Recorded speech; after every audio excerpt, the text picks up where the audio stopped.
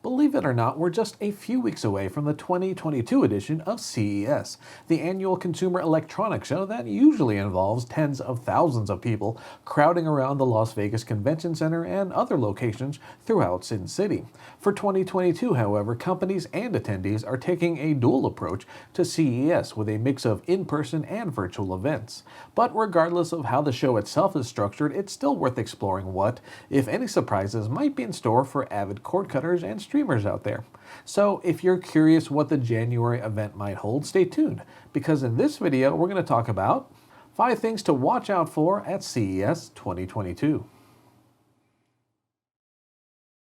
So to quickly recap, CES is usually a time for the media to descend upon Las Vegas, run furiously from event room to event room, publish stories while sitting on hallway carpets, and check out some seriously impressive tech. For 2021, however, CES went virtual due to COVID-19, and for 2022, organizers are going with a hybrid approach that includes some in-person events, but also a healthy amount of virtual coverage.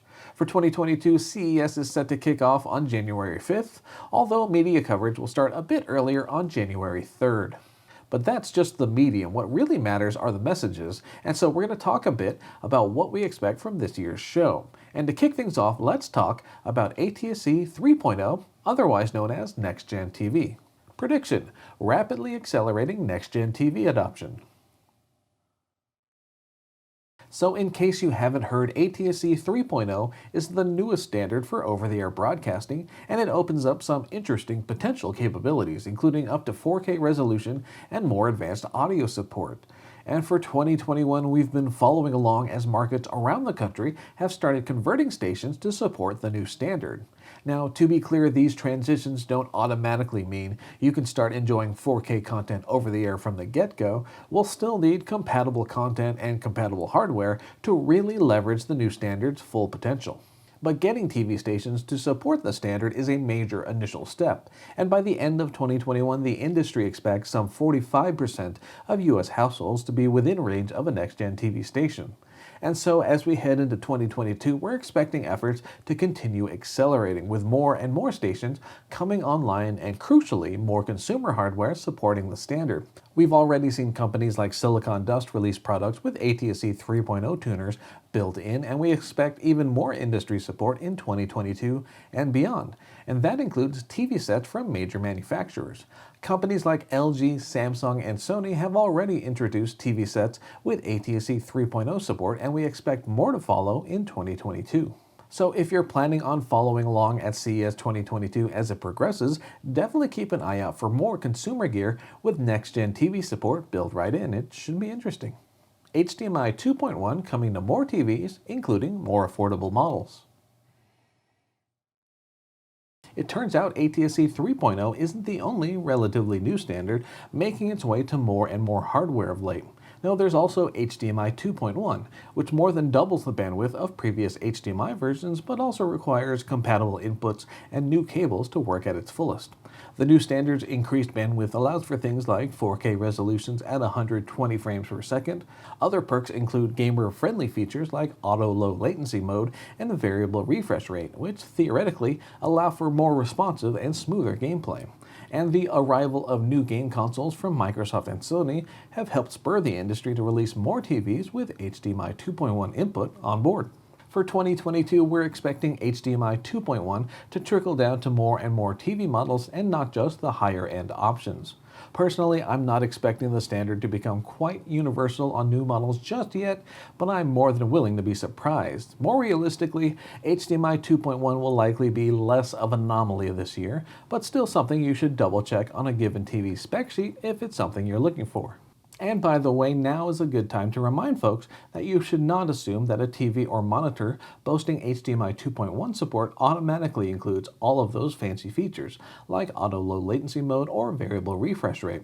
Unfortunately, having HDMI 2.1 inputs on board does not mean a given TV will automatically support all of those perks. So if you're buying a display for those advanced features, definitely double check the spec sheet to ensure they're listed. Not all HDMI 2.1 TVs will be the same, so it just makes sense to dig deeper. Just a heads up. Ever-Fancier TVs that roll, fold, and more.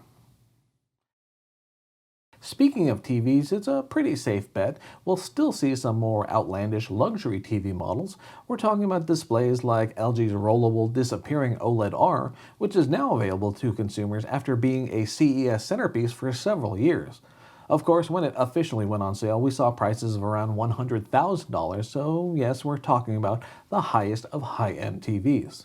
And really, these super pricey showpieces are less about making an affordable, attainable consumer product and more about showing off what companies can actually do. It's more about demonstrating how good, in this case LG, has gotten at producing OLED panels. And so we expect that trend to continue in 2022 with LG, Samsung, Sony, and others touting their latest display tech.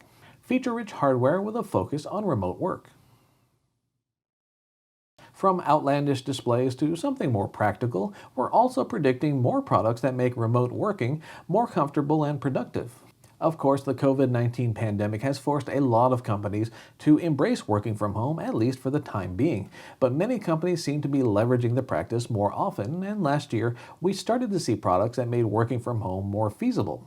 There was Samsung's Smart Monitors line, which combined a computer monitor with the company's Tizen streaming platform, so folks that maybe converted their dining room into a home office could use the monitor during work and then use the same display as a traditional smart TV after hours.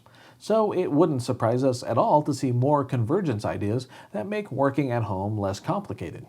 And if you're working from home long term, what are some gadgets or devices you'd like to see? A smart TV that serves as a solid computer monitor seems like a good match, but what else could prove useful? Let us know in the comments section down below. Maybe, just maybe, some new streaming news from NVIDIA. Now this one's a long shot for CES, but what the heck. So we know that NVIDIA is presenting a virtual event at CES, and while the company is likely to focus on new graphics cards and its efforts in AI and supercomputing, I don't think it hurts to at least hope for new developments on the streaming front, like say new Tegra hardware powering an updated Shield TV device. Now, to be clear, this prediction is not based on any concrete rumor or rogue FCC filing. It's just really wishful thinking on our part, but we'd love for it to happen. And that's because the current Shield TV line is among the most flexible and powerful streaming devices out there, and it would be really interesting to see what NVIDIA could do for a follow-up. And there's really a non-zero chance the company is at least exploring a new model, especially considering that it could also be developing hardware for the inevitable Nintendo Switch successor. And in case you weren't aware, the Switch line and the Shield TV line are both based on the same Tegra X1 system on a chip. Both the T210 and the later T14 variants have found their way into the Shield TV and Switch lines over the years, and we keep hearing rumors that a next-gen Switch could leverage some level of AI-based upscaling to make gaming on a 4K display more enjoyable. And well, AI-based upscaling seems like a natural fit for the Shield TV line, especially given how earlier iterations of the approach have already found their way onto Shield streaming devices. So yes, NVIDIA is expected to have a large presence at CES, and yes, there are rumors they're working on a new chip for the next-gen Switch, and yes, the Switch and the Shield TV lines have a shared history of hardware. But all of that being said, CES 2022 might not be the show where a new Shield TV is unveiled. Still, we'll see what happens as the year unfolds. Wrapping it all up. So there you go, with a few weeks to go, those are some of our predictions for CES 2022. And as always, thank you for watching. Of course, predictions like these are always tricky, and we'd love to see some genuine surprises once the show officially kicks off in January. Until then, what are you hoping to see from manufacturers in 2022? More next-gen TV support, cheaper OLED displays, 4K over-the-air broadcasts? Let us know what's on your wish list in the comments section down below. And don't forget those like and subscribe buttons down below as well. Both are a great way to support our channel, and we'd really appreciate it. For now though, my name is Philip Palermo. Thanks for watching, and we'll see you next time. Take care.